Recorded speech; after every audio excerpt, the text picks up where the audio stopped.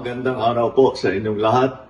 Ito ay isa pang report na aking ibibigay tungkol sa mga investigasyon at kaso sa mga questionable flood control project na ating nakita.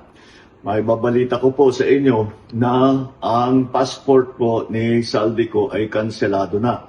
Kaya in-instructionan ko na ang Department of Foreign Affairs, pati ang PNP, na makipag-ugnayan sa ating mga embassy sa iba't ibang bansa para tiyakin na hindi maaring magtago itong ating hinahabol na magtago doon sa kanilang bansa. At kung sakali man ay siya'y pupunta ron, ay i-report sa atin para naman ay maibalik natin siya dito sa Pilipinas.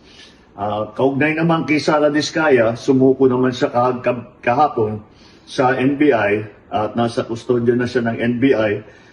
Inaantay ang formal ng paglabas ng kanyang warrant of arrest. Kaya't nakikita po natin, maganda naman ng takbo ng proseso at yung ating mga hinihilaang na kasama dito sa ganitong klaseng sindikato ay haharap sa hustisya. Asahan po ninyo na patuloy pa rin ang ating investigasyon, patuloy pa rin ang ating pagpila ng mga kaso upang tiyakin na ang mga guilty dito sa ganitong klaseng iskandalo ay haharap sa batas at bukod dyan ay maibalik ang ninakaw na pera sa taong bayan. Maraming salamat po. Magandang araw po.